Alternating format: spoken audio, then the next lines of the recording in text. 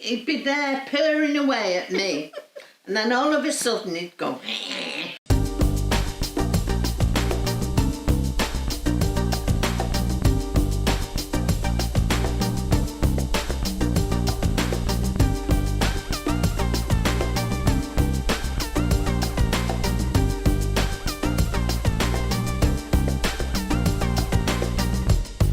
Hello and welcome. This is episode 11 of the Paul Ryder Tapes, where Paul Ryder, founding member and bass player from Manchester legends Happy Mondays, sat down with me, his ex-wife Angela Smith, to tell his complete life story, which we finished recording just 12 days before he died. I know everyone's blown away by his honesty, but there's much more to come, I promise. Coming up in this episode. And 7 months later, I was pregnant with Sonny. Oh, what a love story. I know, it was weird, wasn't it? Fuck our kids movie, ours is better. That image of me on a riser, playing with the Mondays and looking down, and he's looking at me and he's going, trying to point at me and he's going, do you want one? And it's like we're in a bar. The moment Shaun watched the Doors movie, that's when Shaun changed. He thought he was Jim Morrison. And they're both, the pair of them, had terrible addictions at the time, you know what I mean? Which, clouds everyone's judgment. Marilyn Manson went, and my swimming goggles went as well. We're not accusing. Me and Paul are convinced to this day. Paul said, it's that Manson, I'm going to find him, get your goggles back. I bumped into Simon Moran, who's from SJM Concerts, probably the biggest concert promoter in Europe, and he said, how do you feel about getting the band back together and doing a tour? That was how the approach happened. So what did you say when he said that, and what did you think? Where did your mind go with that? My mind went straight to, will anyone turn up and watch us? Oh, you'd lost your confidence. Oh yeah. Are you sure you want to do this, Simon? You're going to lose a lot of money. And we ended up playing the MEN Arena in Manchester. So he said, how do you feel about getting the band back together? You said, yes, I'd be interested. And this was 1999, and you hadn't played together as a band for like 6 years. Yeah, phoned Shaun, said I bumped into Simon Moran, he wants to get the band back together. What are you thinking? And his reaction was, yeah, great, but we're not having Mark Day or Paul Davis. So, which was kind of not cool, really. No. Like everyone else, Mark had a hard time when the band first split. Oh, fuming. Yeah. Used to have plasticine dummies on the wall and used to throw knives at it. Yeah. It wasn't good, was it? Because me personally, I just bought an house, got kids on the way, and interest rates were 30%. Well, it was a plane crash, wasn't it? And so I had to find a job, so I was fucked. It was either bankruptcy or too late to start a band, because it takes years to start a band again. It's not an income thing that comes straight in. So yeah, I just drank too much, but there was one good thing that came out of that. I saw my kids grow up. I got a job, got back into the system, became an entrepreneur, selling crap to people that didn't need it. But I had to sort of face my fear and do it anyway. I had to earn money. Oh, it's either that or go bankrupt, and just, you've got to do what you got to do for your family. And I did that for 15 years then. I stopped playing. I didn't play for 17 years. I put my guitars in the loft. I just forgot about music.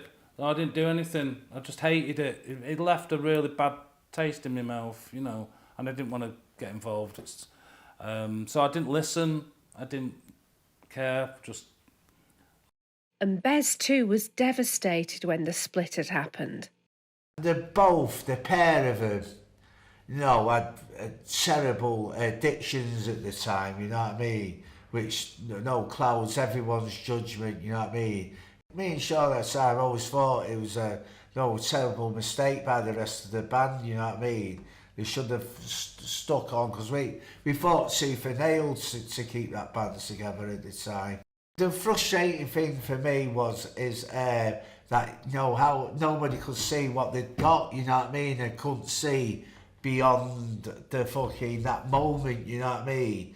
And it was madness, like, fucking hell, we're in a fucking massive band, fucking all known right round the world. What is it? You know, what, fucking hell, you should be fucking really happy, you know what I mean? And that's what used to do me head in, because, you know, fucking, I was loving it, me. I fucking like buzzing me fucking socks off. And I couldn't understand why, you know, everybody else wouldn't be in the same, you know, felt the same about it all. So we ended up doing it with Wags from the Paris Angels on guitar, who went on to write a lot of the Black Grape stuff, and Ben Leach from The Farm, who was their keyboard player. So we did like a football transfer from Liverpool to Manchester. So in 1999 was the first reunion after that, wasn't it, when Simon Moran got the band back together? Well, I can't really remember, to be truthful, on that. And at the time, I think I might have been treating it as like a smash and grab, you know what I mean? I really didn't give a fuck, because I didn't see anything here. I thought, I wasn't going to join at first, you know what I mean, go back. My heart wasn't really into the thing, you know what I mean, because, no, I felt like, no, we still hadn't really made friends either from the breakup either, you know what I mean? And it felt like a bit like a smash and grab, you know what I mean? And like I say, it's a funny thing, but I'm glad we did it anyway, you know what I mean? And it got the band, sort of back on sort. But I can't remember how many times we split up as a band now. I've lost count and reformed, you know what I mean? Paul was worried that going back on tour with the band would put his newfound freedom from using drugs at risk, so he enlisted the help of his friend Dave. Paul went back and he said, I can't, I don't think I can do that. But from what I know, the rest of them said, well, it's not going to happen if Paul's not going to do it.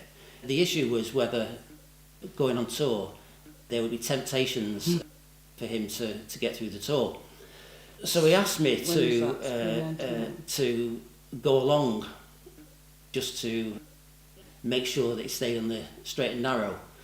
And we ended up going on tour, and my job was really to keep him, to keep away from Shaun, to keep him away from, to make sure the door was locked so nobody knocked on his door, you know, trying to lead him astray at the night.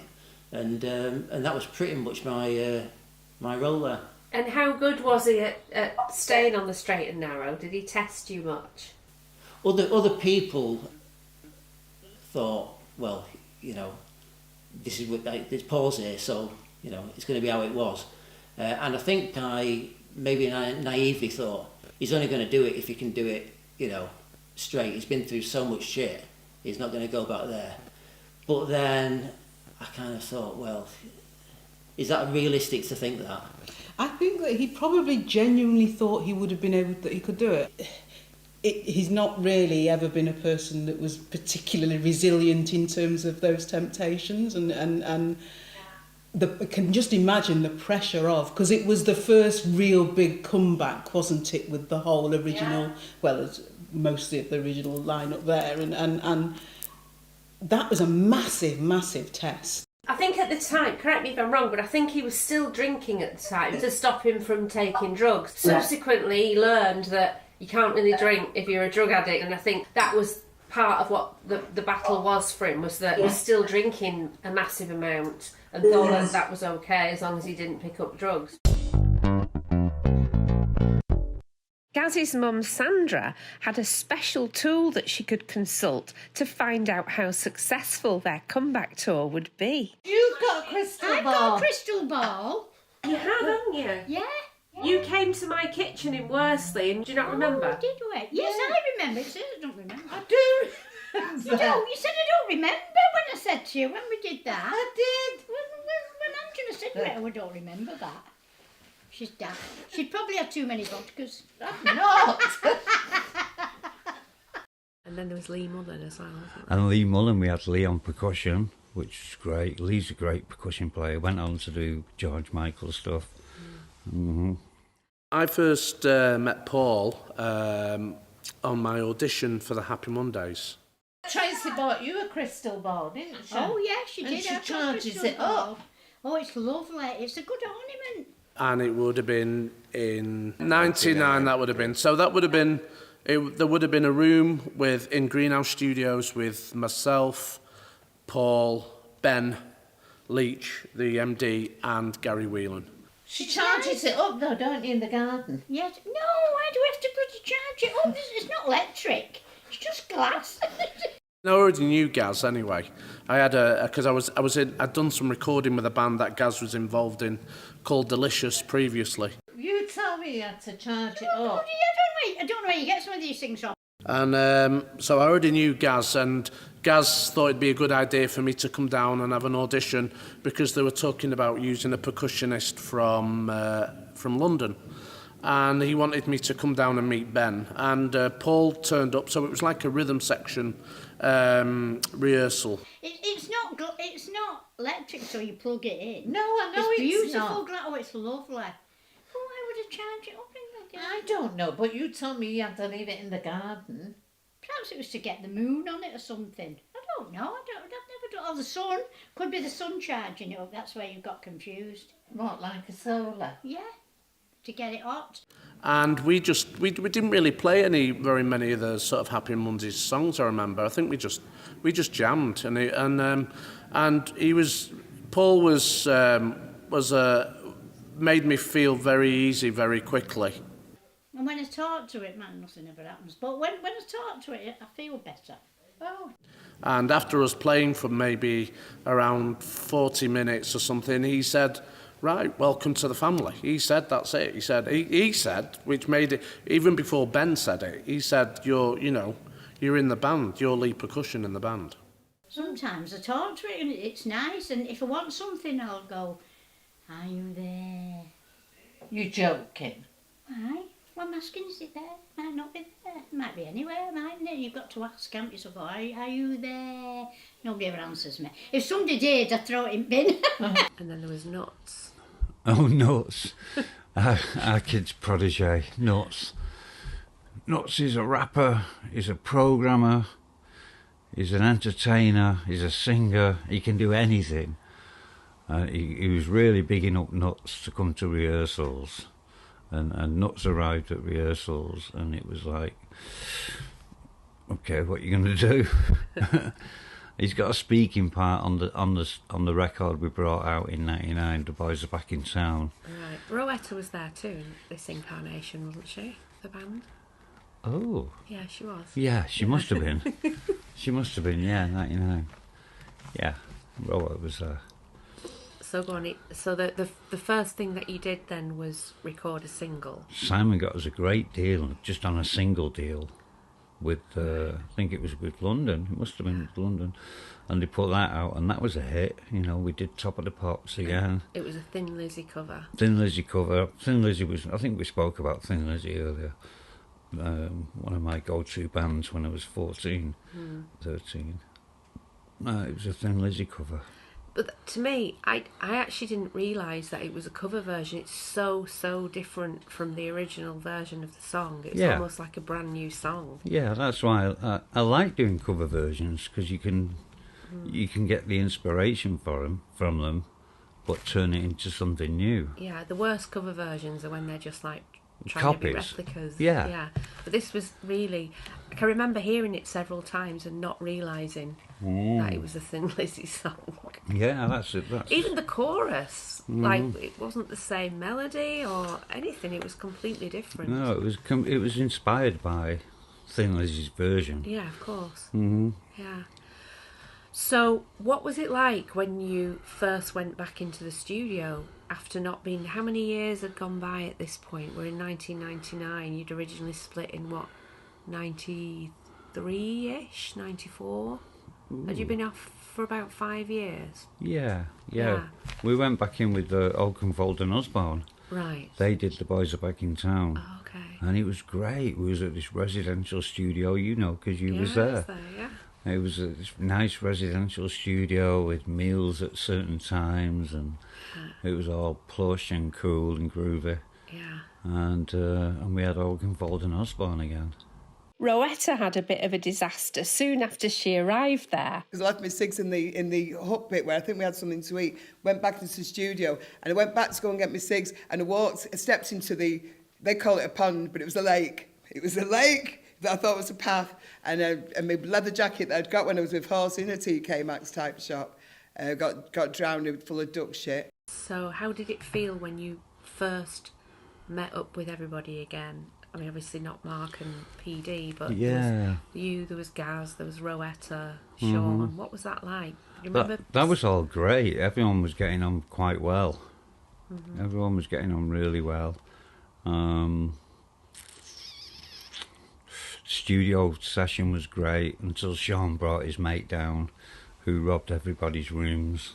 I remember that. Yeah, it kind of sent a bad vibe across the whole thing. We had to send him off back to Manchester. I was in the Real World studio, Peter Gabriel studio. I was so excited to go down there. It's a residential studio, and we were recording, and then Steve came to me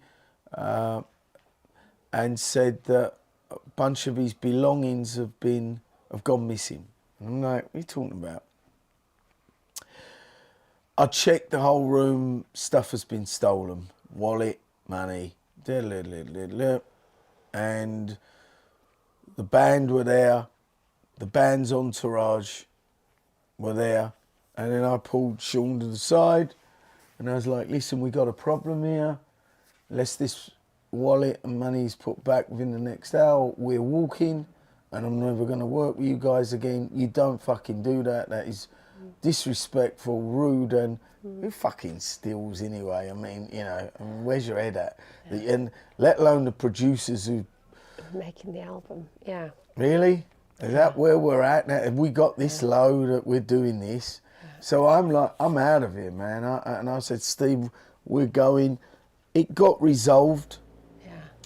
It got resolved. It was put back where what was stolen was put back, and it certainly wasn't the band, and it was, and I'm sure it was embarrassing for them as much as it was. I remember it. For us, and it just left a bad taste, and that killed the vibe. He robbed Paul Oakenfold's credit card, but it was on CCTV, so that then Paul Oakenfold was going, the vibe's gone, the vibe, and it had.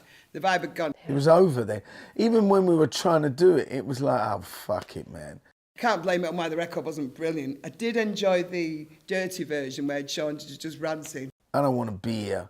I don't want to sit around and be around these guys. You get 10 fucking goals, and I get one because he's a drummer. You get bum, sit, and he gets loads. Pay the Willy Banjo. They got rid of the guy that did it, though, I think. They kicked him out. I'm sure. Yeah. And so they should have. But he should never have been there, and it should have just been us and the band.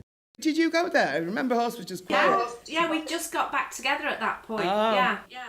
So it was lovely because we got back to do something, but I don't think the record was great or anything. But I loved that record. I don't know, don't know. It's, and as well, because when we did Top of the Pops, it was terrible because we did it live, which I don't think we were for Top of the Pops. We thought it was a rehearsal, and because it was so bad, the rehearsal, and with nuts in as well, it wasn't very good. But because it was a rehearsal and everyone wasn't really trying very hard, it was just messy and they kept it in. The new producer at Top of the Pops thought it'd be cool to just do this, everyone going wrong, everyone coming in at the wrong time. And if you watch it now, it's just awful. It's just horrible. So I think that was a problem. And I always thought the dirty version was more Happy Mondays. The other version sounds a bit novelty.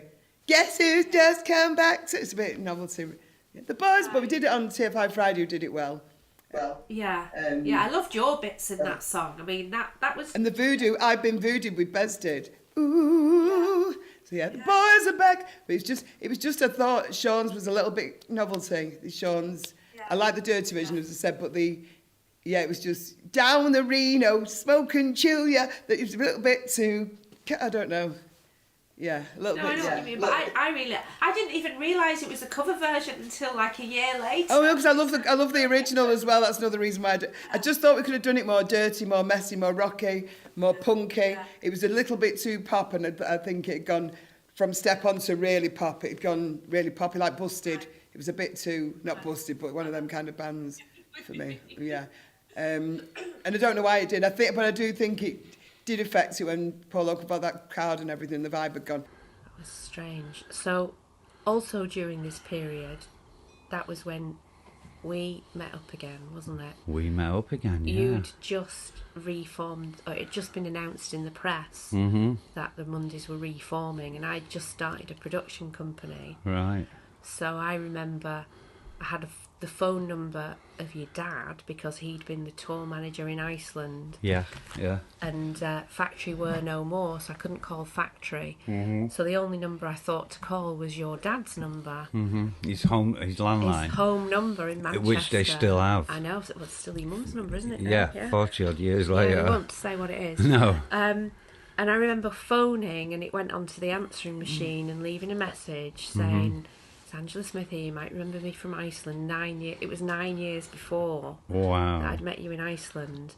And I said, I'm just wondering who the new manager of the Mondays is, because I'd just set up a production company. I thought it'd be a really good behind-the-scenes documentary to follow the process of you trying to get everything together to do a show. I thought it'd be...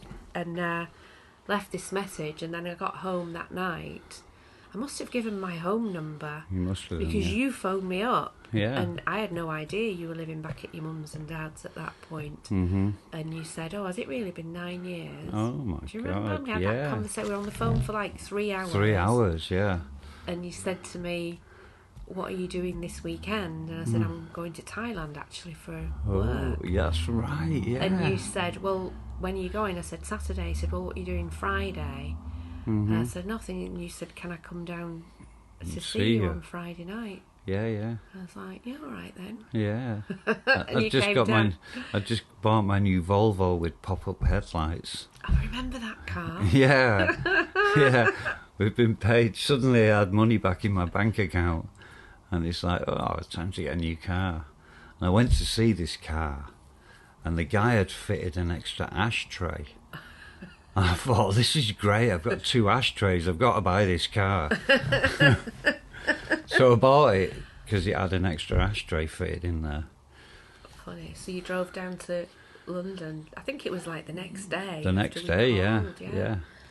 And you brought a bottle of champagne. Yeah, and so did you? Yeah. And we went to the pub, and then you came back to my house, and you said to me, "I want to marry you and have babies with you." Yeah.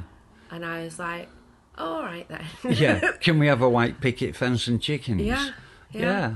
And it was that easy, wasn't And it? it was like, yeah, okay. Yeah. We'll have a white. We'll get married. We'll have a white picket fence and chickens. Yeah, and babies. And babies. And babies. Yeah, don't forget the babies. Yeah. Now then, I remember going to Iceland Thailand. Thailand the next day. Yeah.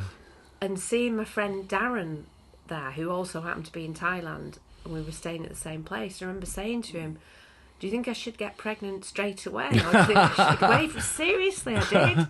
I do remember when he first met you and came back and he said he'd really fallen for this girl. It was like, because he was really wanting a girlfriend.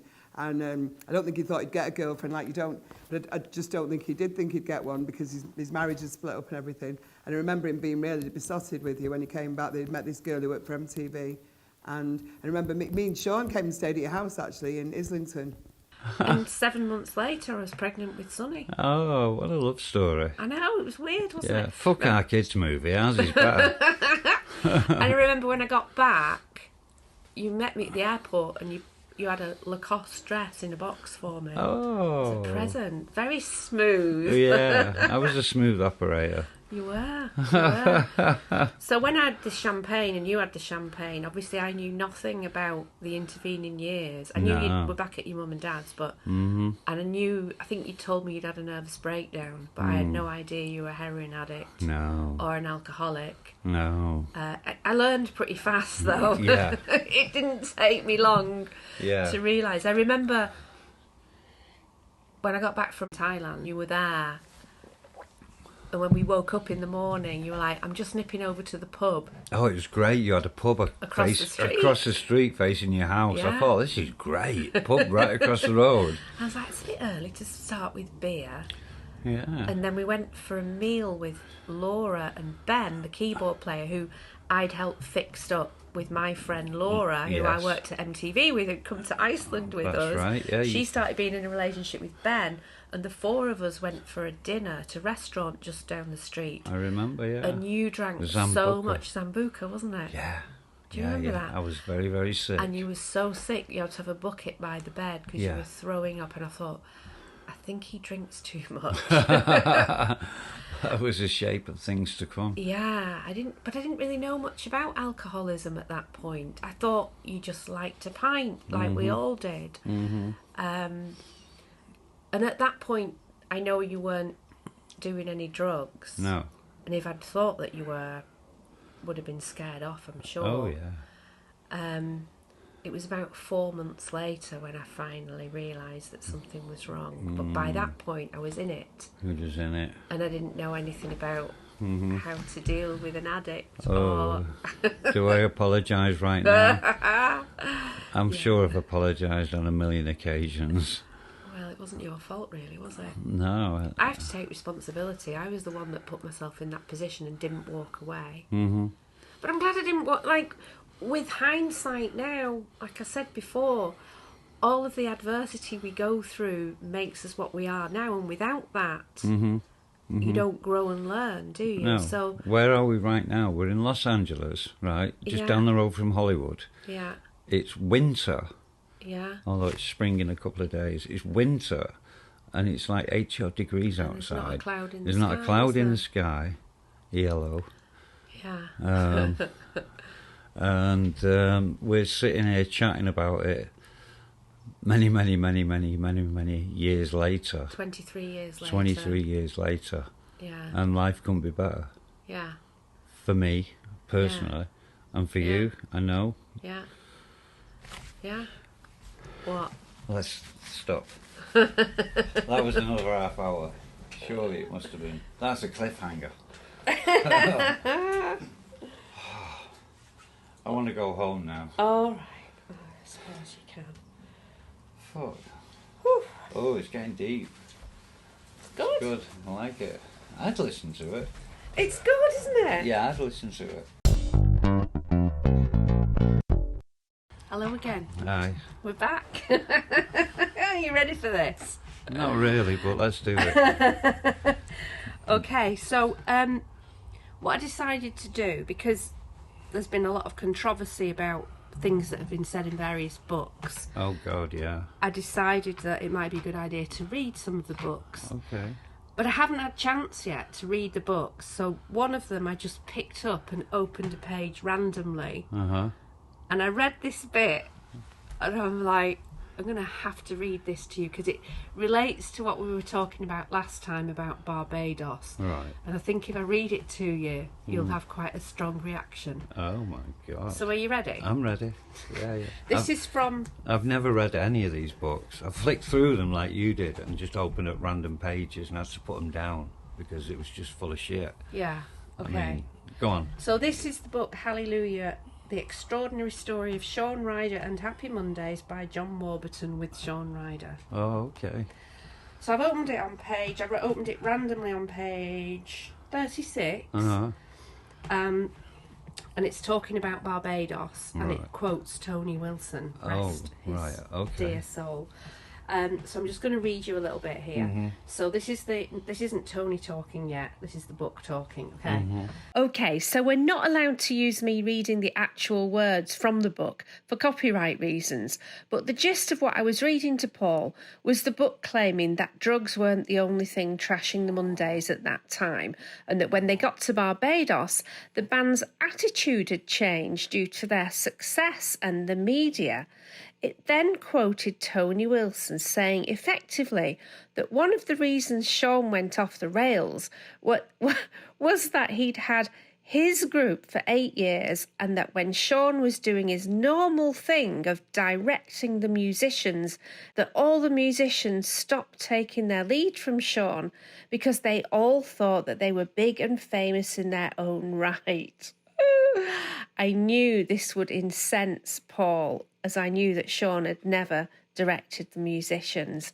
Oh, and it did make Paul angry. Oh my God, I've never heard such bullshit in my life. So correct that then. Correct. What's the truth? The truth is, the only one that got a massive ego was our kid. And your kid is? Shaun. Right. When he started, I always say when he started to believe his own press, that's when he changed.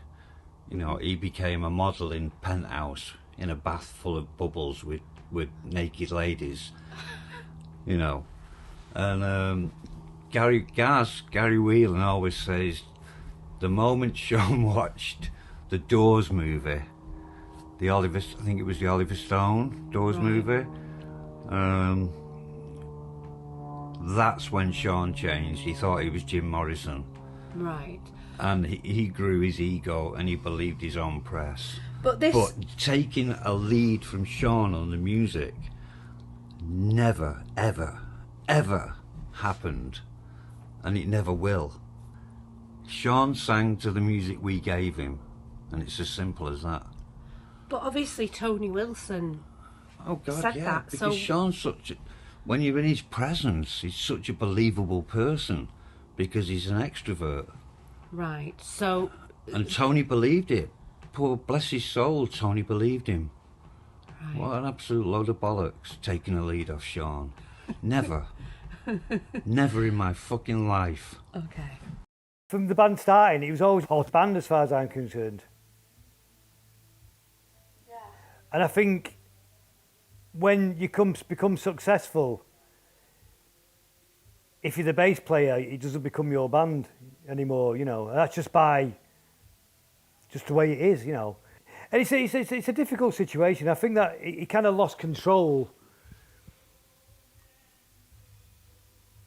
And he wasn't controlling, but he was his band, and he just kind of led by example and just guidance. He wasn't a tyrant or anything, but as you know, Paul's not a tyrant.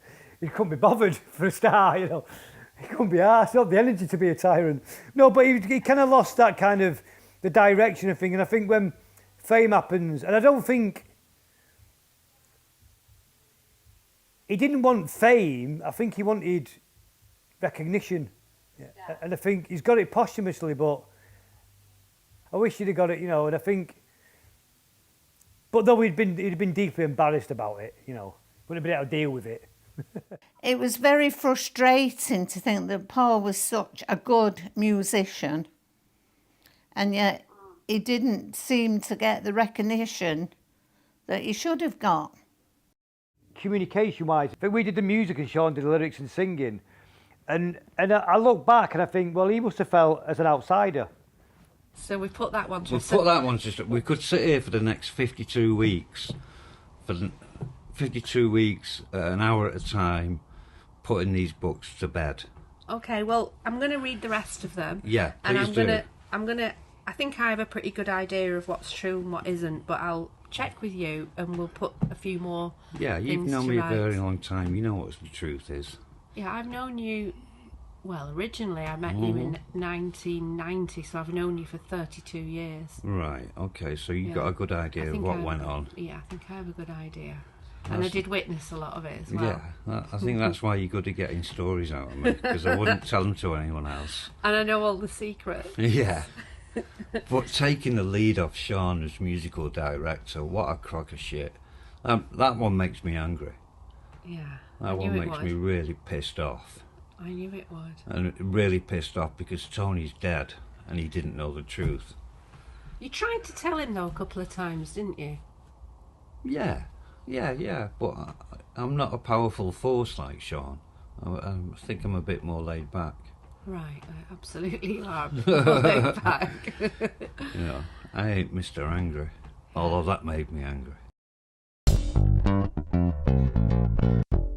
So you recorded that new single, and then you did Top of the Pops, and then Simon Moran set up a huge UK tour, didn't he? I didn't think anyone would turn up.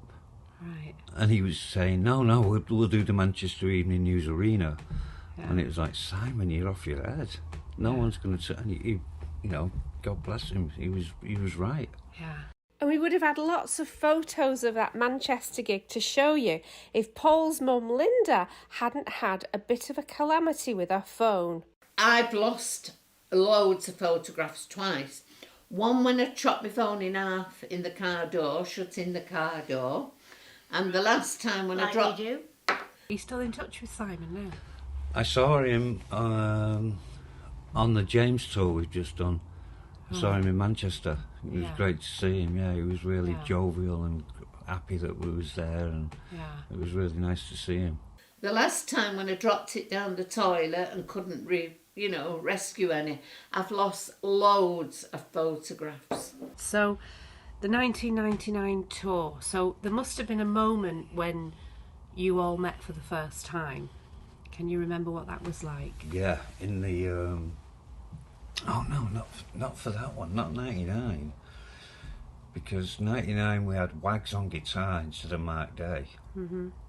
And Ben Leach on keyboards from the farm, and our kids made nuts. So you don't remember when you first went to rehearsals for that tour? We started rehearsing in the greenhouse in Stockport. One of the small rooms that they had there, and I just remember pieces of A4 paper on the wall next to me, with notes and cues on what I had to do and where I had to do it. Because I think it had been 6 years since we played. So yeah, started rehearsing in a small room in a greenhouse. But I don't remember meeting for the first time. I remember being in the studio and recreating all the songs with Ben Leach. Me and Paul sat around the computer with Ben and programming all the... Lea Mullin as well was involved, wasn't he? And Lea Mullin percussion, that's all I remember. I don't really remember anything else about that times. I remember recreating all the backing tracks, spending a month in the studio just doing that with Ben, with Posh Scouts. Yeah. So you'd kept in touch with Gaz, you'd seen him regularly over the intervening period. Had you kept in touch with Bez also?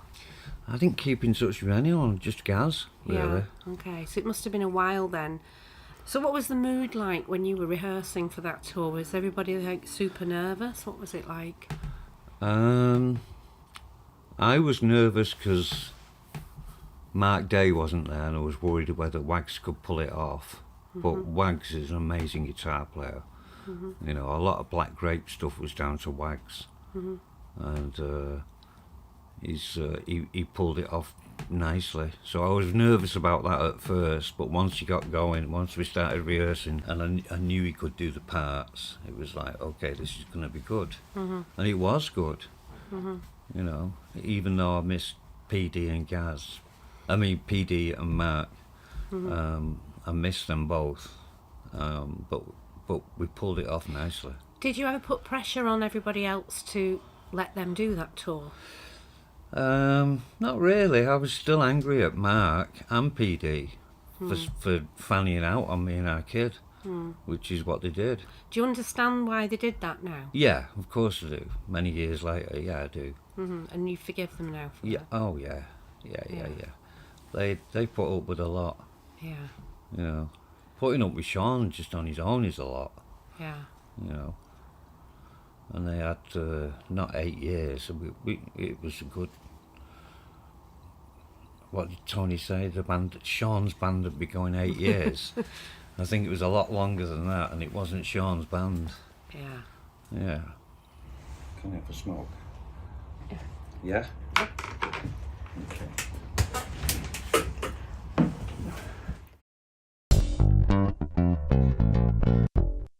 Okay, so the 1999 tour. I was just about to say, I don't remember much about it because I was definitely back drinking.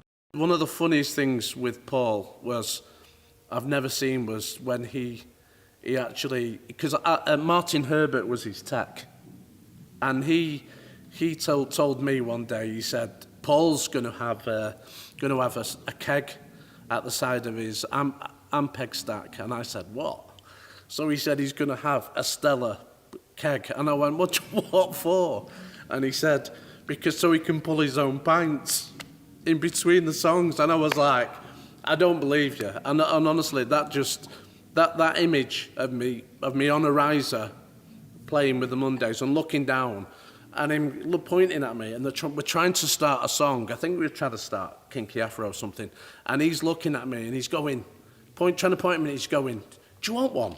And he's like we're in a bar. And we're playing somewhere like in Glasgow, you know, at the arena. And he's going, I'm just like, hang on a minute, I'm just pouring a pint. And he's like, just making sure the head went on properly. It was hilarious, honestly. It's so funny. And Paul's idea of having his friend Dave on the tour to help keep him on the straight and narrow, sadly, didn't quite go according to plan. It was about partway through the tour, and I was trying to ring David and not answering the phone for a couple of days, which is not typical, is not at all unusual. And I was getting myself really worked up in a sort of a hormonal frenzy, I suppose. You need to get home now. I don't care what you're doing, I don't care about, you need to get home now. And you just sort of dropped everything and came along, didn't you? Yeah, Paul said to me, what was that about? I said, I've no idea. It's just Mo's going bananas. And he said, why? I said, I don't know. She just said, I've got to go home. Yeah, what do you mean you've got to go home? He said, you're supposed to be here for another 2 weeks. And I said, I don't know, but she sounded like she meant it. And so I said, look, I'm just going to have to go. And I went back and then found out the news that Maureen's pregnant. So Paul made the most of his freedom from Dave's watchful eye and hit the drink in a big way. I have loads of great days, lots of things that I probably couldn't say. I mean, this is where I met you when we were on tour with the Mondays. Tell me, I don't really know. I met you when we were on tour with the Mondays because Paul said, this is my new partner, Angela. This is my new bird. And he said, she's coming on tour with us. So I remember us hiring, you know, when we were flying out we'd have a chartered flight, you know, we'd have like a plane where they'd hire a plane in for us and we'd fly out to Belfast to do a show. And when everybody would come on, just pile on the plane, it was ridiculous. I remember being in Norway. We did a festival in Norway, Christian Sand Festival, and we went on there. And somebody had, as soon as we'd gone on there, I think somebody had give Paul a V. He'd put 2 fingers up to Paul or something, and it was like spoilt the whole gig for him, and he just wanted to fight him. And he was like, all the way through the gig, we started every song, and he was pointing at this person, and he had his bass, and he was going, after the gig, and I've never seen, honestly, we did like an hour set, and he ran off the stage, and the security followed him. I don't know ever what happened on that, but I've never seen somebody so upset as well. And I said, what did, he came up afterwards, I said, what happened? He said he disrespected me. He said he put the V's up. As soon as I walked on stage, he decided he didn't like me. He said, I don't know who he is. And then on that same, Garbage were on with us, and on the same, we went backstage, and Paul just decided that he wanted a food fight, and we're in catering backstage. And honestly, it was like something out of a Western. Food was flying everywhere. It was ridiculous. That was backstage at a festival, and Paul started that. I don't mind saying that, and I don't know he won't mind me saying that. I was probably using again. No, you definitely were using again. Okay, thanks for the memory. Probably drinking out of nervousness, whether we was going to pull it off or not. I do remember that we did pull it off, and all the shows were fucking great. Yeah. But as for incidentals, I've no idea. Dave has fond memories of an incident that happened just before he was called home by Maureen. Me and Mo were talking about this the other day because Maureen found a photograph of Paul, and he's got my blue swimming goggles on. And we went to the Leeds festival, and we were in the backstage area, and there was a big marquee where the artists go to have something to eat. And me and Paul went in there, and there was only me and Paul in, and we were just helping out. Paul wasn't even playing, you know. We just let people on the door knew him, and we just walked in. Paul said, "What have you got in your bag there?" Because I had my rucksack, because you know I always carry my rucksack with me. So I said, "I don't know," and I looked in it. I happened to have my blue swimming goggles in, and Paul goes, "Oh, then mega, let's have a go." So I said, "Have a go." And he goes, "Yeah." And he put these blue swimming goggles on. And this bloke comes across, and he sits, there's these long benches, and he sits there, and he's looking across at Paul and laughing, and, you know, giggling at the fact that Paul's got these glasses on and everything. And it was Marilyn Manson. Paul took the goggles off, and we went to the stage to watch someone. And we'd only been gone 2 or 3 minutes, and I said, left me swimming goggles in the marquee. So I said, "Just wait there, I'll just go back and get them." Anyway, got back, and my swimming goggles had gone. So I went to the woman who served us and said, "Excuse me," I said, "Did you find any swimming goggles on the bench?" And she went, No. And I said, "Are you sure? Because I left them on there." I said, there was someone sat, and she said, "Well, he left a few minutes after you." And so Marilyn Manson went, and my swimming goggles went as well. Paul said, "It's that Manson, I'm going to find him, get your goggles back."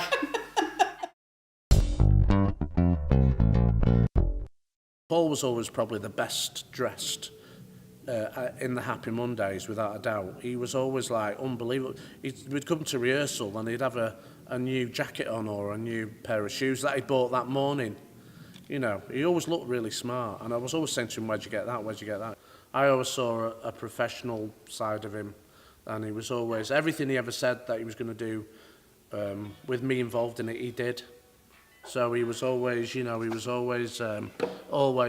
very, very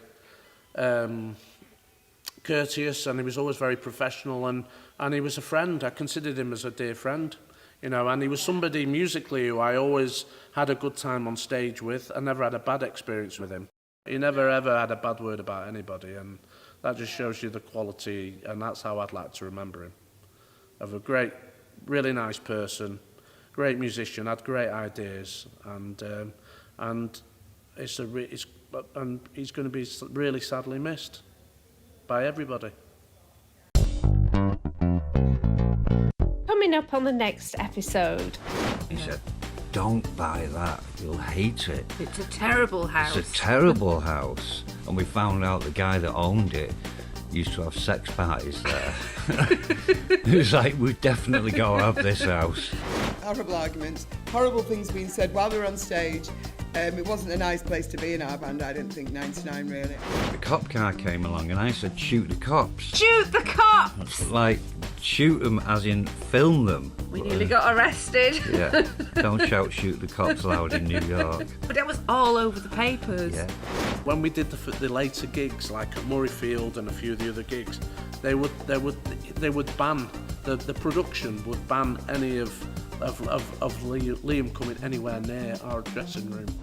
People had paid this girl who was a lady of the night, and she ended up in my room falling asleep.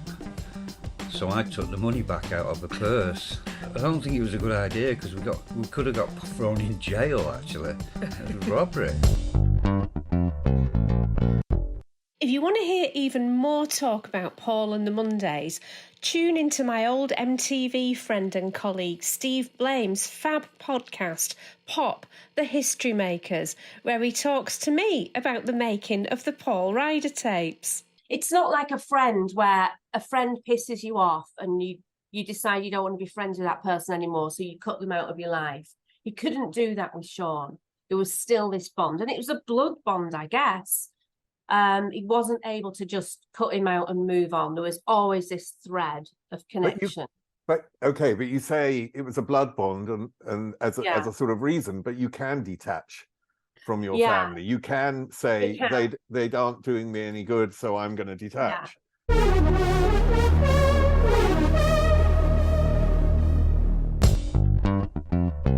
Glistening Productions.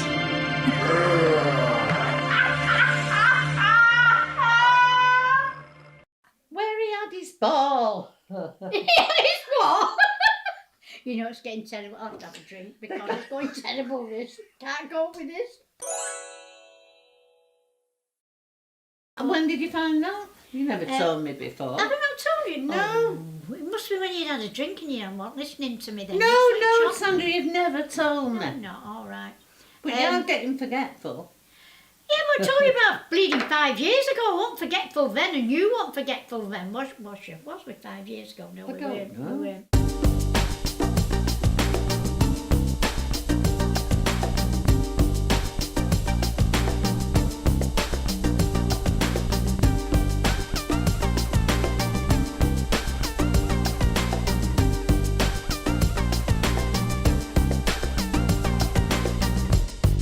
Hello and welcome. This is episode 12 of the Paul Ryder Tapes.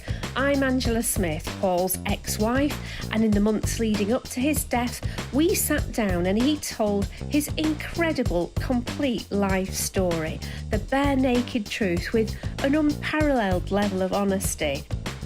12 days after we finished recording, he passed away suddenly. Coming up in this episode. There were always arguments, but at that point, in '99, there were just always horrible arguments, horrible things being said while we were on stage. It wasn't a nice place to be in our band, I didn't think, '99 really. Walking out of the room, and this kid was walking towards me and went, "You're the reason I've got a heroin habit." Paul's band ended up being Shaun's band, and he got Bez as well. So the focus was very much on Shaun and Bez. Both took the tops off, fisticuffs, I was reffing, and then they put them back on and went back to rehearse again. I would have killed him because of the way he was treating me, especially on stage down the microphone. I wanted to kill him because of the shit he was saying. We left the last episode where the Mondays had reformed in 1999 for a comeback tour. I remember the rehearsals were very tense. I remember there was often flare-ups between you and Shaun in the rehearsal room. Yeah. We were filming at the time. Oh. And I remember Rowetta chasing me out of the room with a camera because you and Shaun were fighting and she didn't want me to get that on camera. Right. Do you remember that? You were really protective of them. You were like, "You've got to get out now. You can't film this." I'm still like that now. I still would be now. I can't bear it. It's even worse now. Imagine with everyone with camera phones. I hate it. Yeah, so when I first met you, you were drinking a lot, and I didn't know anything about addiction, and I didn't know that heroin addicts who'd stopped taking heroin should also steer clear of alcohol. No, neither did I. Well, yeah, I did actually. I knew that, but wasn't following the program. And then my friend Nigel, who was still is, thank the Lord, a recovering addict. He must have. Love Nigel. Yeah, he must have 30 years sober at this point. Must be. But he was like my mentor for you. He used to take me to meetings for family members of addicts. I didn't know So that. I learned, you did at the time, I learned very quickly that this wasn't a good thing that you were drinking so much, and it wasn't like party time. And then we went to Dublin. You were doing a gig in Dublin and I was with you. Right. And you told me that your friends Andy and Dave, Disco Dave and Andy Hardy, wanted to talk to me. Oh. There was a time when me and Paul had a what's it called when you can confront people? Intervention? Yeah. Me and Andrew were getting increasingly concerned about Paul. It was fragile then. It was still fragile, but it was emerging out of that kind of few years, those few difficult years. Then he was beginning to, again, but it can all unravel very, very quickly unless you haven't got support there. It was quite clear that he was losing it. He was in the middle of somewhere not very good, and he was trying to get away with things with both of them and everything. So we said, look, it's going to be an awful thing to do, but let's go down and confront him face to face and tell him exactly that we know exactly what's going on, and make him face up to things. We'd never done this before, you know what I mean? We're not Jerry Springer or anything. And so we went down. We didn't actually. It was at Linda's, And we went down on, I think it was a Sunday afternoon or something, and Linda, we said, well, we've come to see Paul. Linda had to wrench him out of bed, and he came down, and we sat him down in the back kitchen, and just told him, you know, we're close mates. You know, you're going nowhere. You're not kidding anyone. You've got to do something. You know, why? And just put it all out. And he was in tears. You know what I mean? It really, you know, it hit him hard. And me and Andy were devastated afterwards. You know what I mean? It was,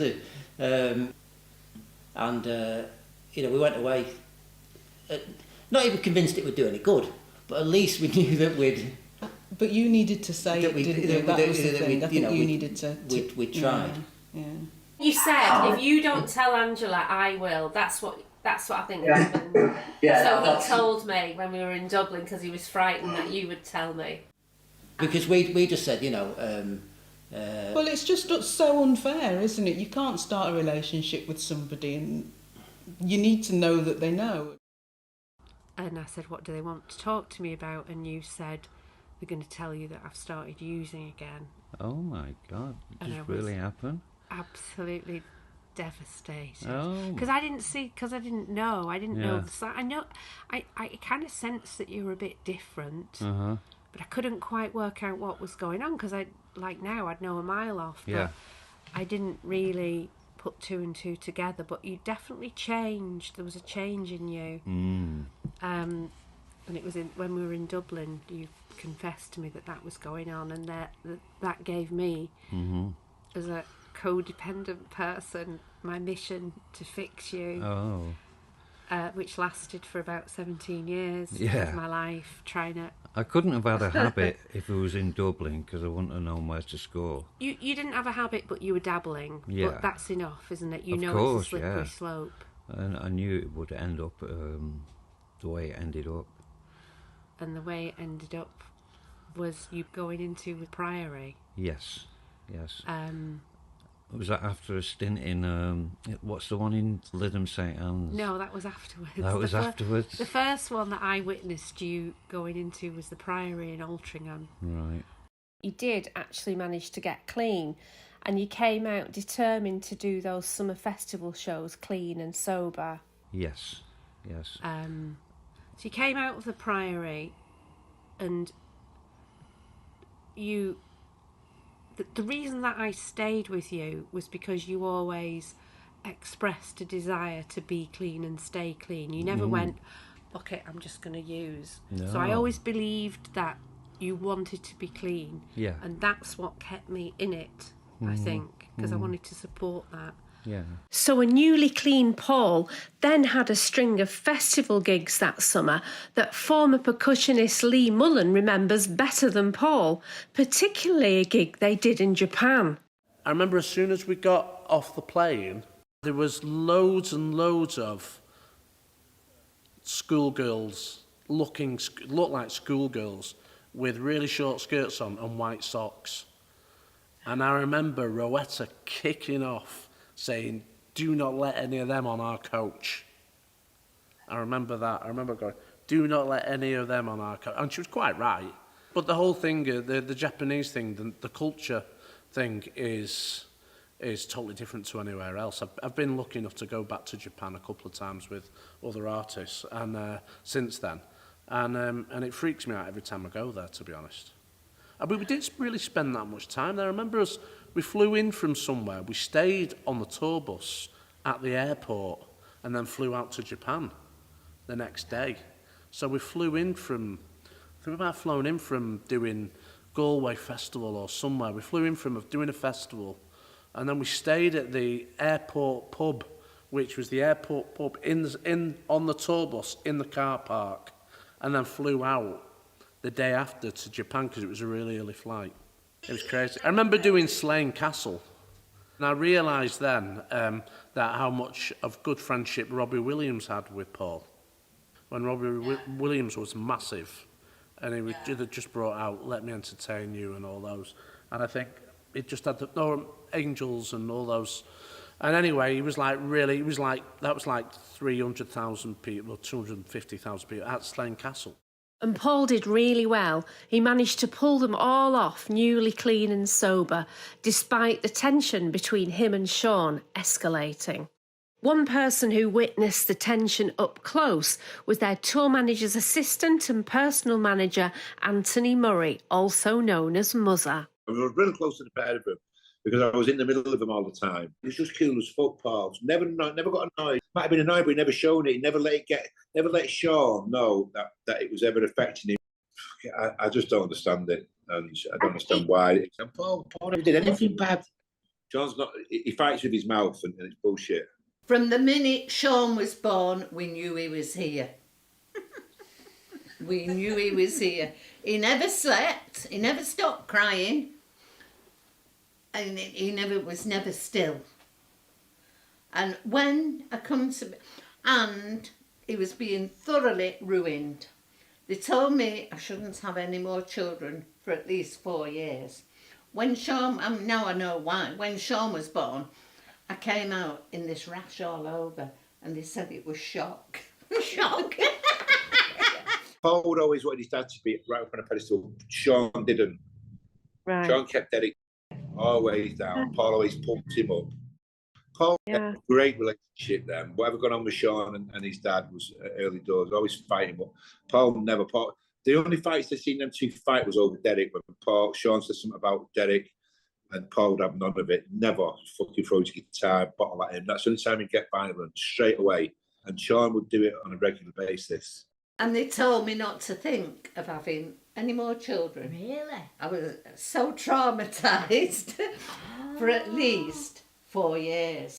Derek was the main boy looking after them. He had their backs more than anything. And Shaun knew that, but he didn't want to give him the glory of it. Was he a naughty baby or no? No, I mean, I had feeding. It was £11, don't forget, £11.5. So none of his clothes fit him when he was born.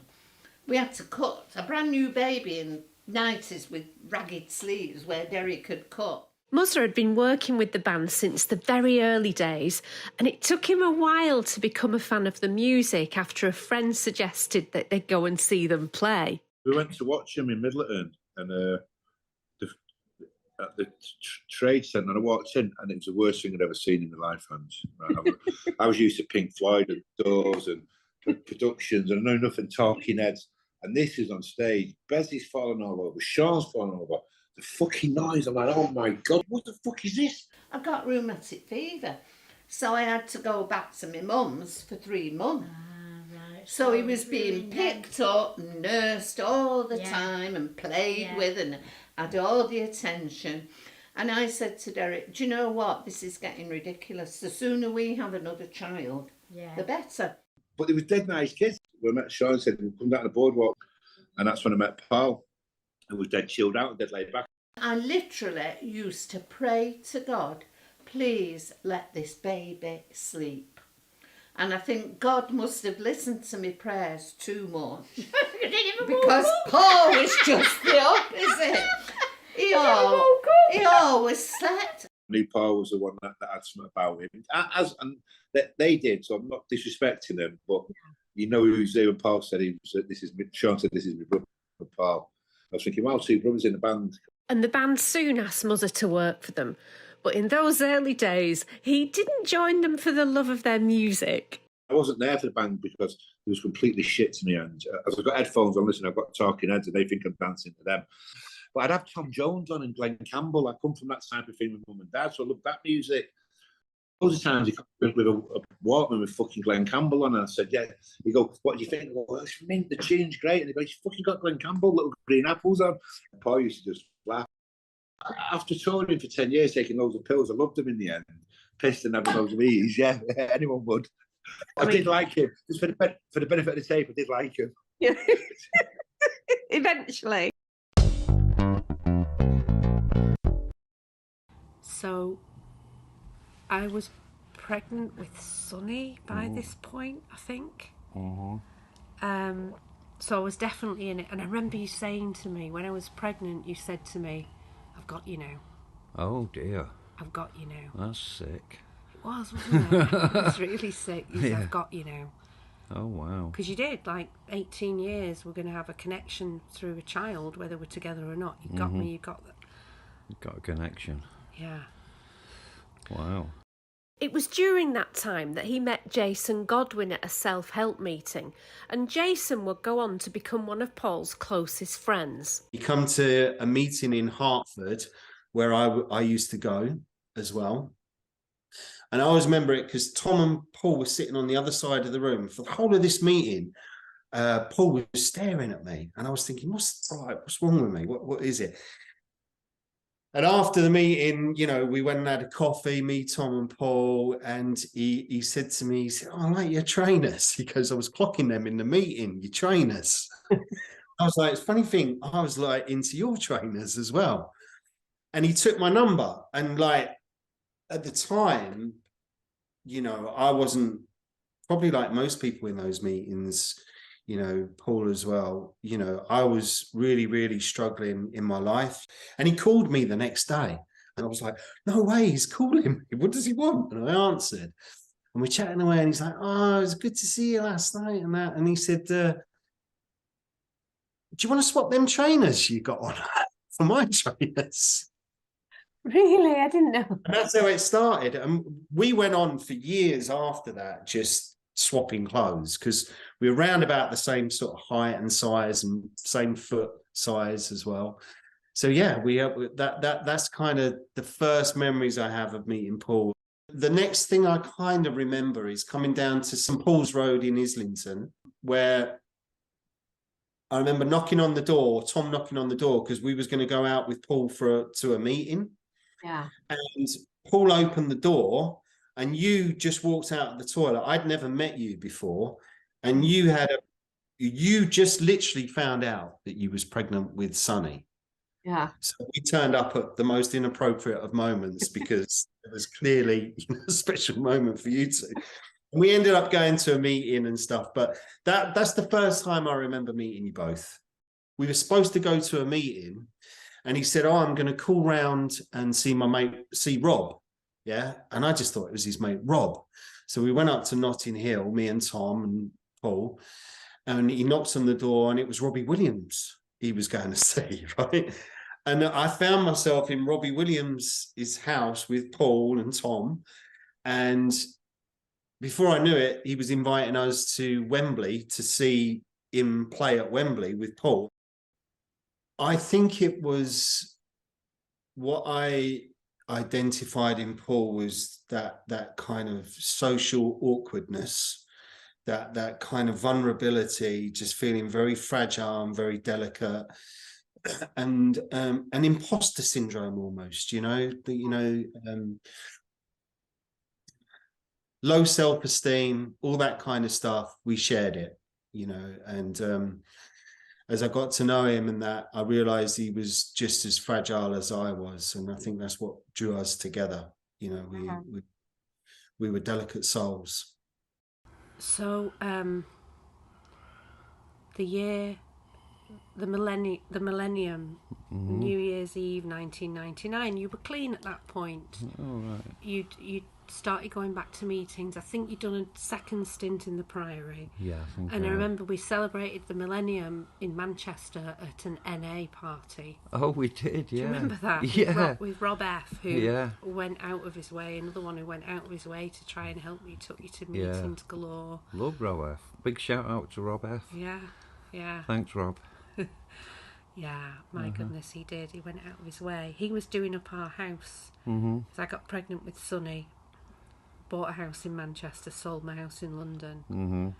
And we rented a flat in the city centre while the house was being done up.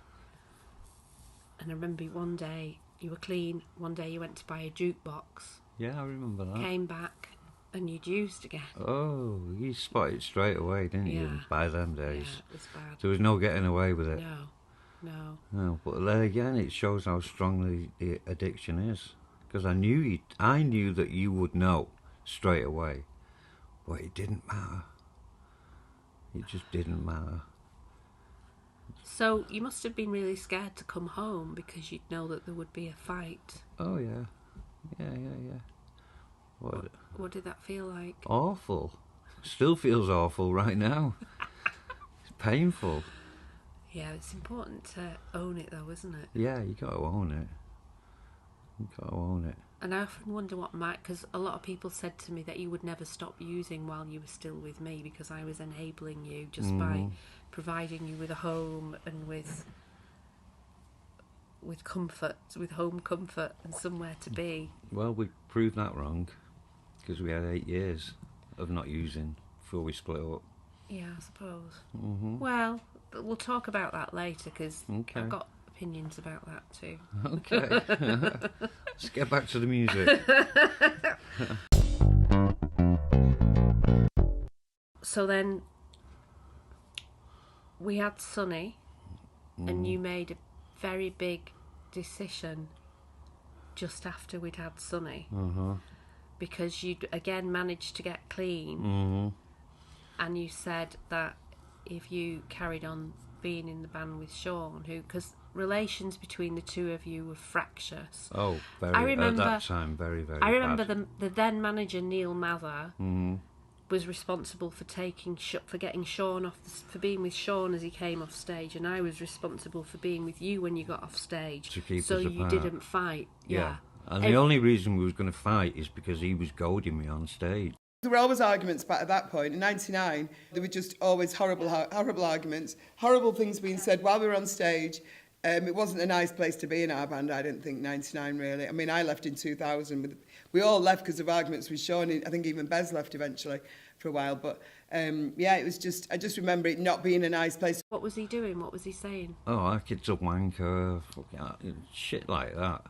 Yeah. You know, just bad mouthing me all the way through concerts. Yeah. That was one of the reasons I left the band. Yeah. It was like, if I carry on, I'm going to kill him, or I'm going to go back on heroin. And that's why I left. I shared a room with Shaun all the way through all the tours. I've got a great memories. I've got a photographic memory, and you know, I can remember things word for word. And there's some heavy shit went on down. Probably pop star bullshit. Yeah. Paul didn't have pop star bullshit. He was a pop star better than anyone, but he didn't have the bullshit with it. It didn't help that the band would usually fly economy to the shows, but Shaun would travel first class and insist that Muzzer travel first class with him, which made Muzzer feel really bad for the rest of the band. Shaun's always insisted I went first class. They'd be in economy, but he got, fuck the band, fuck them. Paul would say, don't worry about it, it's not you. But Paul was always reassuring you, saying, don't worry about it, we know it ain't you. I'm like, fucking what do I do? He's going, it's him, he's insisting it. He loved that shit. And then you got the brother shit, so he's going to go down. One's really cool, and you know, when you're arguing with someone, they don't argue back, it does your fucking head in. If you've got a bit of anger in you and they're cool, you can't beat them with your tongue because they're that cool. That's so, it's so upsetting, so annoying, so I don't know how to explain it. The tension between the brothers had been brewing for years. They were lovely, weren't they? And then all hell broke out, didn't it, when they were older? It was after the band started, really. Were they all right at school? Yeah. Yeah. Oh, well, they went out together when they'd left school. They were always together. Right, yeah. They were all, I always said it was when girls got involved. Well, could be, yeah. You know, they always criticised each other's girlfriend. Well, they're just brothers, weren't they? They were just, you know, they would argue and bicker over minor things. I mean, I had to referee quite a few times. It was quite funny one time when there was some argument. I don't know what it was about, but it ended up in the ginnel at the back there. They both took the tops off, fisticuffs. I was reffing, and then they put them back on, went back to rehearse again. You didn't know what you were going to get, what day, if they was talking or if there was something going on. It just got worse. I think it was either petty over money or something or other. You talk about the Gallagher brothers, nothing on Shaun and Paul. I'd just become immune to it. They were such good close pals for one another. Oh, there you go. Somebody's throwing a tambourine at somebody. It's a shame, that, really. Yeah. Oh, there you go. They're fighting on stage again. But then my mother used to say, right, I'm not having them both together again. Oh, there you go. The CS gas has gone off. He wants what he's got and he wants what he's got. If we get kicked out of the hotel, it just got used to it. And then the arguing starts. Just brothers, innit? The arguments got worse later on, especially between the brothers. I remember a fight in Nathan's office with Shaun and Paul. I think they'd gone outside, saying outside. And I remember Shaun had said, "You've got blood on my shirt." When they came back in, there was blood all over Shaun's shirt. And instead of saying, "You beat me up," or you punched me, "You've got blood all over my shirt." I do remember that. But yeah, they'd gone outside to have a proper fist fight, but I didn't obviously see it. I just remember Shaun saying about the blood. It wasn't so bad at first, but there was always a little power battle going on between them, which was like, you know what I mean? And the biggest mistake I ever made was when I've tried breaking up the fighting one day. Full on fight, I thought, oh, fucking hell, I'm going to have to break him up. And I went in and Paul bit me thumb that hard, he nearly bit it off, and I thought, I said, oh, she fucking bite me fucking thumb, you know what I mean? But yeah, they used to have fights all the time, and it's because they were both so competitive with each other, you know what I mean? And you know, there's always a chance to out-cool each other. It was the coolest. There were two separate lads, two brothers, two different people. And Paul was always in charge, you know, Paul would make the decision. And Shaun thinks he's made the decision.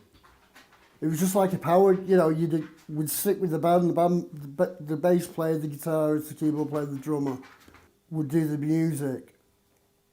And Shaun would do his side. It was just like, that's how it went. Talk to me about the rivalry between the brothers. They kind of both would never admit there was one. I didn't really see any competition until they were much older. I didn't notice it until much older. I just thought, brothers, you know, I had a younger brother, I didn't talk to him, you know, so, and I was younger, so they all kind of looked at me as just a little bit of a kid, maybe, so they would get into arguments and like literally fist fights. And Mark, because he's big, would jump in the middle of them. And I had 2 fights with Shaun, never had any fights with Paul. But they had a kind of, I don't feel early on, there didn't seem to be a rivalry. Paul was in charge of the band early on. And I think Shaun was quite happy with that. You know, Paul was one that was really serious about it all. I think Shaun, I wouldn't say it wasn't serious, but it was a bit more carefree about it. The relationship between us all deteriorated. And I think early on, Mark always kept himself on the outside, away from it all, wisely. But me, PD, Paul and Shaun were very close, and then Bez when he came in. Bez was always a free bird doing his own thing. I didn't have an older brother, I had an older sister, so Paul was like an older brother to me. And I know that's a real cliche, but it really was. It really was. You know, like I said, we were very close and got on, and then we fell out over silly things. But it was like an older brother to me. So it was a band thing that I didn't really. Honestly, I didn't see it as them two were. In fact, I didn't see them as brothers in the band. There was always trying to outdo each other. Right. They always trying to outdress each other and out aftershave each other early on. I remember that. You could go in an hotel, you know which hotel room each of them was in, because you could smell it down the lobby. I remember getting in a lift once in New York, and I could smell the aftershave. I got in the one lift going up, and it was Lagerfeld, so that was Shaun's, and then coming down it was Hugo Boss, and it was Paul's. No, it might not have been Hugo Boss. I thought that when I said it was probably something more expensive, but I've just put Paul used to wear Lagerfeld. Yeah, he did. He wore Lagerfeld, and he wore Aqua de Parma. That was one of his. That's the one, the Mediterranean Man one. Yeah, that's the one. Yeah. Geo Trumper that you have to go to Bond Street for. I used to like that one as well. I think a little bit like the Brian Jones and Mick Jagger type situation with the Stones. You know, Brian Jones's band ended up being Mick Jagger's band, and I think to some degree that's true. You know, Paul's band ended up being Shaun's band. And he got Bez as well. So the focus was very much on Shaun and Bez. And of course, I think there was always an undercurrent with Paul that he wanted some recognition for himself. I remember at the gigs, I'd have to get Paul and Neil Mather would have to get Shaun and take them off into different places so that they didn't kick off after the shows. Then just after I had Sonny, he decided he would leave the band because he was worried about getting back. He said, if I stay in the band, I'll go back to heroin because Shaun is winding me up too much. I remember that, and I remember it just before the Australia tour, going to Australia. I remember that, yeah. So he pulled out and Shaun was fuming. But you were very understanding about why he pulled out. I just remember it not being a nice place. So probably during rehearsals, it was just bad. It was, yeah, it's the comments, as I say, you don't hear them. I've heard him since on videos where he says things under his breath, and you don't realise until it's about you. And then when he started saying things to me, I realised what he does. And he says the same thing every night at the same time, and it gets to you, and that's what he was doing with Horse. Because Horse hasn't got a microphone.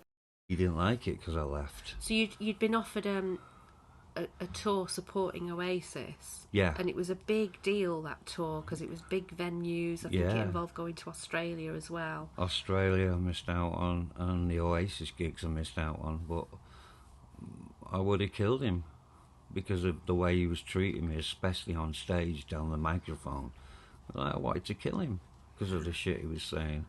Yeah. You know, and when I finally found the strength to walk away. How did it feel walking away? Awful. It was like a death. Yeah. Like a death. It's like from when we first split up, it was like a death. Yeah. Like a death in the family. You know, that's all I'd known for many years, and I'd worked hard to get the band where it was. We'd all worked hard. Do you remember who you told first? It would have been Gaz. And what did Gaz say? It's probably a good idea. Yeah. Gary really cared about your sobriety, yeah. didn't he? The percussionist from that time, Lea Mullin, was really upset to learn that Paul had been pushed so far that he didn't feel he could continue in the band. That was the first thing. I looked over and it wasn't his rig there, and then I realised that he wasn't doing the band, and all I heard that him and Shaun had a fallout. That's all I knew. And what did Shaun say? Nothing to me personally. We didn't speak for years after that. But via other people, I heard he was calling me an arsehole and a wanker for leaving. I remember him saying, why doesn't he just take a bit of heroin if that's how bad he feels? Yeah. Obviously doesn't know anything about addiction. Being a using addict, he'd never really give it a chance. So Paul missed out on some really great shows supporting Oasis, who Paul had become pretty friendly with over the years. When we did the tour with Oasis, basically Liam, because I've known Liam and Noel since I was 14 anyway, but they'd all come into the Happy Mondays dressing room. They'd come in, well, Noel wouldn't, but Liam would and stuff. And all of a sudden, they would accuse him of getting drunk with us before they went on stage. So when we did the later gigs, like at Murrayfield and a few of the other gigs, they would ban the production would ban any of Liam coming anywhere near our dressing room. Paul and Liam and Paul and Noel actually were pretty good friends. They obviously had a history together, and I think I remember a wedding once, Paul talking to Liam about fighting with brothers, and they were comparing notes about their brotherly feud. To be really honest with you, I could see how they would get on, because I've known Liam for a long time, and obviously I knew Paul very well, so I could see why they would get on. So then you didn't have a job. No. You'd left your band. You got a new young baby and two other children who were like 9 and 12 or 10 and 13. Yeah. You lived in a beautiful house in a beautiful part of Manchester, backing onto a canal. But it wasn't enough, was it? Still wasn't enough. No, and leaving the band didn't stop you from relapsing either, did it? No, it stopped me from killing him, but not from relapsing. Right. And that, the next 9 years... On and off, on and off. Just hell. It was one rehab after another, after another, after another. Yep. In and out of recovery, going to meetings, professing wanting to stay clean. I always wanted to be clean, but I just couldn't. I didn't know how to do it. What was it like going to meetings in Manchester for you? Probably a bit difficult, because people knew who I was and where I'd come from. And I remember going to an NA convention in Glasgow and walking out of a room, and this kid was walking towards me and went, "You're the reason I've got a heroin habit." Oh, wow. Oh, yeah. And it was Really? like, oh, really? Fucking hell, put it in your step one, dude. Wow. Yeah. You know, so that wasn't nice. No. No. So one of the rehabs you went to was a place called Pierpoint in St Anne's. Oh my God. Tell me about that. I know a lot of people that went through that place, and they're still in recovery like 30 years later. You know, a lot of good people. But for me, it was a bad experience. It was like 2 o'clock in the morning, and I'm rattling my tits off on this really bad detox. And there was a white South African nurse that came up close to me and said, "You're in the music business, aren't you?" That's my white South African accent. And so I said, "Yeah." And he went, "All music is the devil's music." I said, "Oh, for fuck's sake, here we go." So I said, "What about Cliff Richard?" And he turned around and said, "He is the devil." So I waited till 8 o'clock in the morning when I knew you'd be awake and said, "Get me out of this place." This was the nurse that was saying this to me. Yeah. "Get me out of here." So it was out of that one and into another one the same day. You went into the Priory Priory later again. that day. Yeah. Which was a bit of a joke, really. I remember going in to visit you, and you'd obviously used. Mm-hmm. And the nurses, how could the nurses not spot that? Like, I walked in, I was like, "You've used, what's happened? Who's given it to you?" You're like, "No, I haven't. No, I haven't." I was like, "Yes, you have." I got it delivered. Yeah. Incredible, unbelievable. Yeah. So you're in rehab to detox from heroin. And I got it delivered. And you got it delivered to yourself there. Yeah, kind of sick, really. Yeah.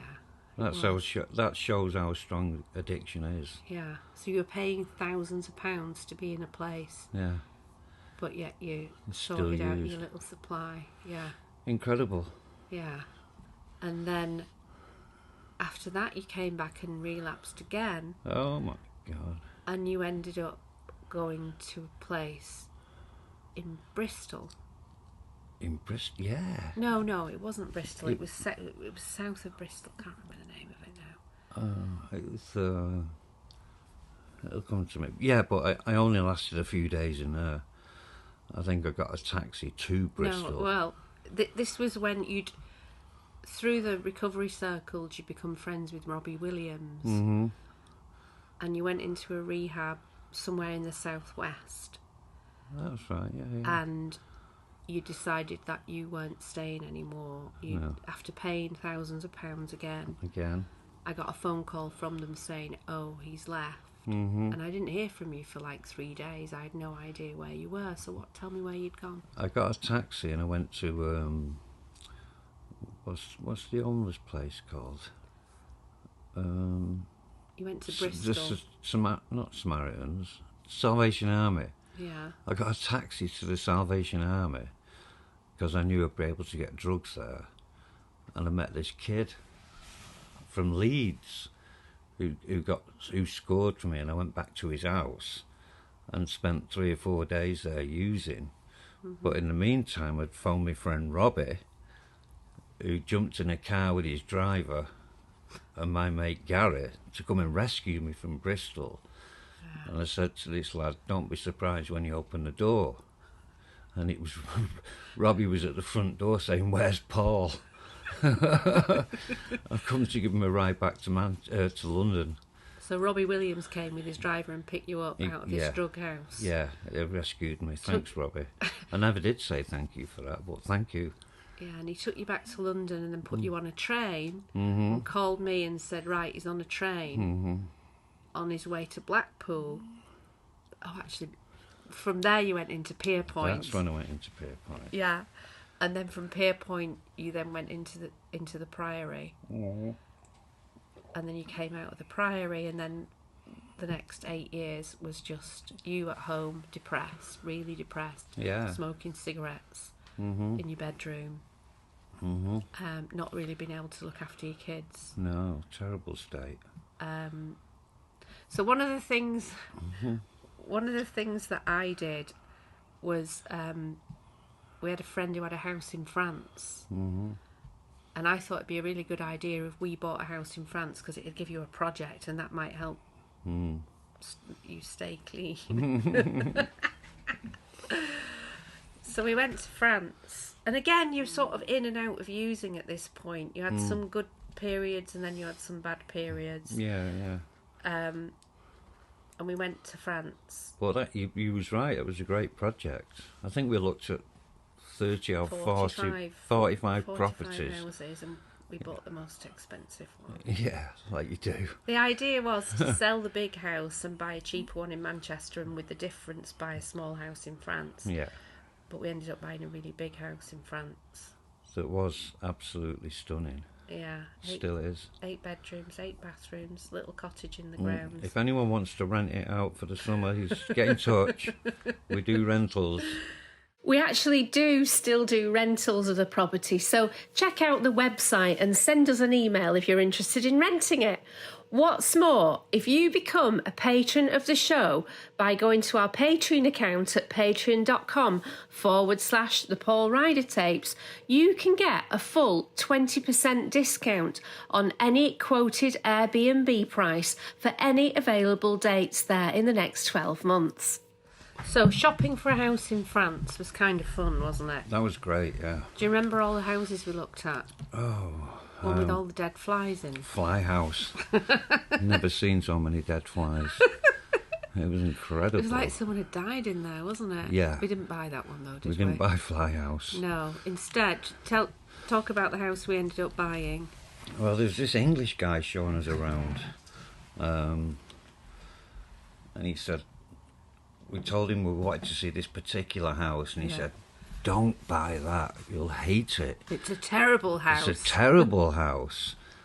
So we went to look at it, and we went in this one bedroom that was in the attic, and there was a great big gold-coloured fiberglass bath there that fit about 4 people in it. Yeah. And the taps was figurines, and the water came out of a dragon's mouth. And then we just said, we've got to have this one. Yeah, and floor-to-ceiling mirror. Floor-to-ceiling mirror and angled mirrors on the balcony so you could see what was going on the balcony. And we found out the guy that owned it used to have sex parties there. It was like, we've definitely got to have this house. And it had floor-to-ceiling mirrors in that bedroom. Oh, as well. yeah. And the bed was like a Chinese bed that was bolted to the floor. Yeah, Four-poster thing. We did a lot of filming there at the time, and I found a clip of us being interviewed in 2004 about buying it.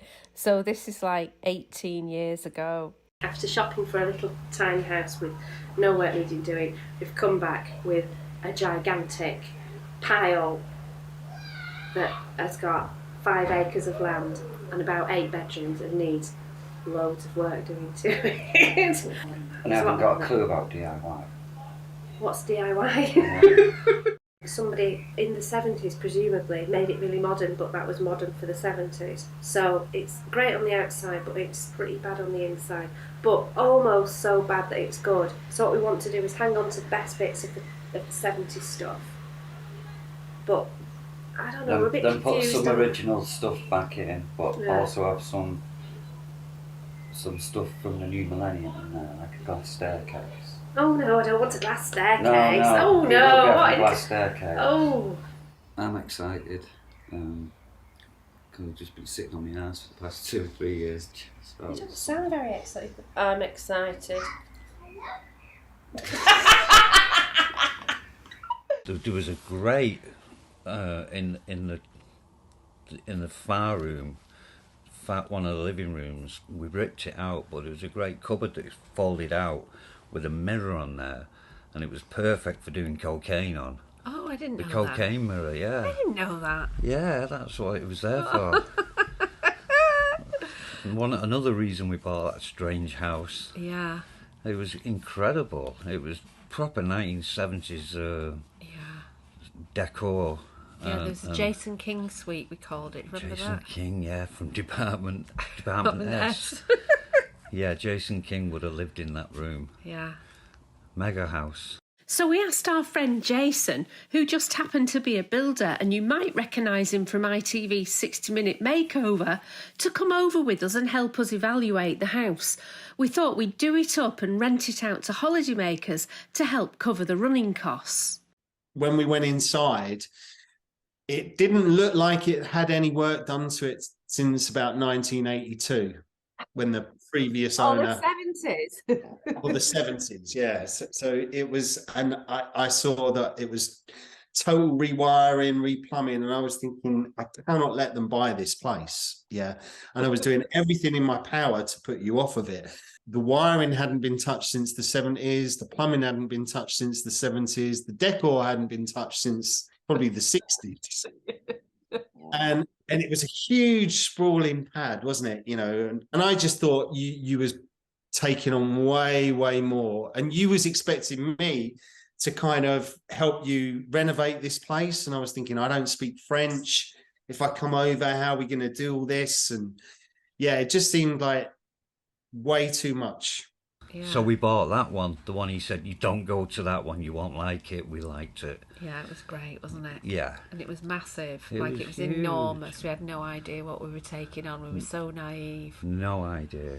No, and 5 acres of land. Yeah, with a river running through. It was incredible. So we had to put a swimming pool in, didn't we? Yeah, if we was going to rent it out, the shenanigans of the swimming pool, 2 hours before the first guest was to arrive, we were still shoveling soil around the edge of the pool.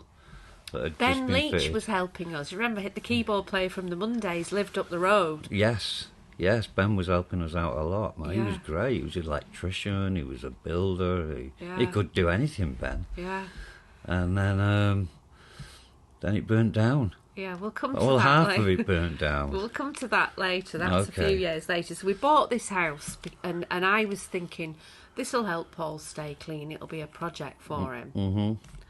And it was a project, but it didn't help. It didn't really make you stay Once again, clean, another example of how strong addiction is. The last time that I saw Paul, what was beautiful about that is that he remembered that it was Amelie's birthday, my daughter's birthday, and he got her a card and he put 50 quid in there. And when we met up with him, he gave her the card.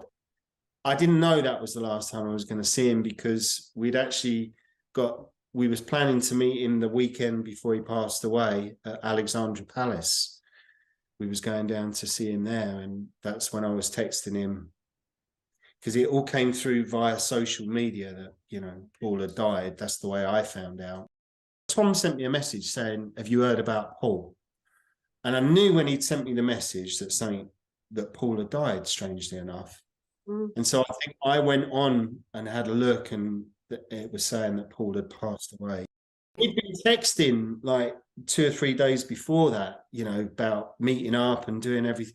So I'd started texting him saying, Paul, you know, because I just didn't want to believe that at all. Yeah.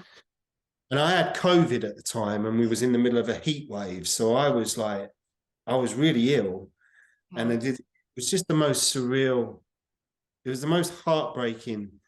It was awful. And then I think me and you spoke that evening. And when I finally spoke to you, that's when I kind of accepted that, you know, he'd passed away. And yeah.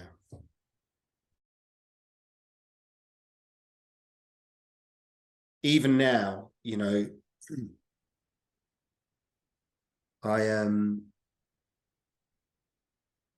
there's a part of me that thinks that, you know, he's still around, you know.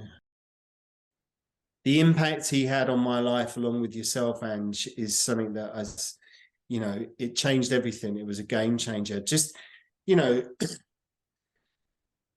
just you two were so down to earth and so not rock and roll and so not kind of showbiz, but just decent, honest, you know, just lovely, lovely people to spend time with. I look back now and I know there was lots of heartache and kind of stress and trauma, but I can look back and honestly say that, you know, it was a fantastic time in my life. And, you know, I miss him dearly every day. There's not a day goes by I don't think about him. I still can't listen to their music. I don't think I'd ever go to a Mondays gig again. Coming up on the next episode. I enjoyed it. I just thought it was crap. The music part in it I liked, but the rest I thought, it's a load of nonsense this. Your dad, who was the tour manager, had to stand in for Pete. He was pressing buttons and pretending to play the keyboards. Yeah. And then Pete walked on like halfway through the show. The Happy Mondays, I recognise that it was probably the first band since the Stranglers to me where the bass was monumental, you know what I mean? It's like you could tell this kid on bass knew how to write a good bass line and how to play it. I looked up and saw like the roof was on fire. The ceiling, that's when I called you saying it's on fire, what do I do? You'd left the two boys in the house that was burning. Yes. He storms out through this door, shuts the door behind him, and then like about 10 seconds later he comes out and says, "It's a cupboard." We're playing out with the acoustic version of the Big Arm track Sun Rays. Watch out for the album dropping any day now. Thank you to our new patrons of the show, that's Nick G and his son Manny, as well as Stephen Merriman, who joins us from Spain. There are only a limited number of founding member places left, so if you would like to join our club, get yourself signed up by going to patreon.com/the Paul Ryder Tapes.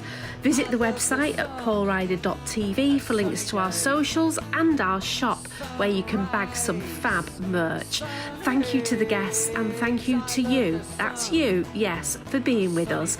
We really appreciate all of the lovely messages that you keep sending, and we love it that we've created a really nice community amongst ourselves.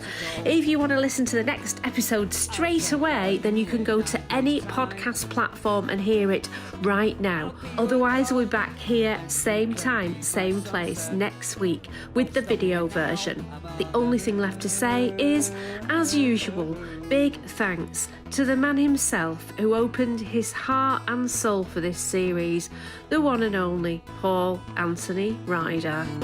I love the sun, sunny days, sunrise, sun rays. I love the sun, a sunny day, sunrise, sun rays. I love the sun, a sunny days, sunrise, sun rays. I love the sun, a sunny day, sunrise, sun rays.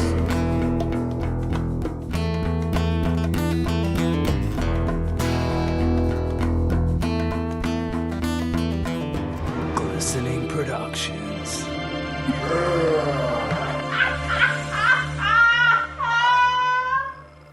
I forgot what I was telling you now.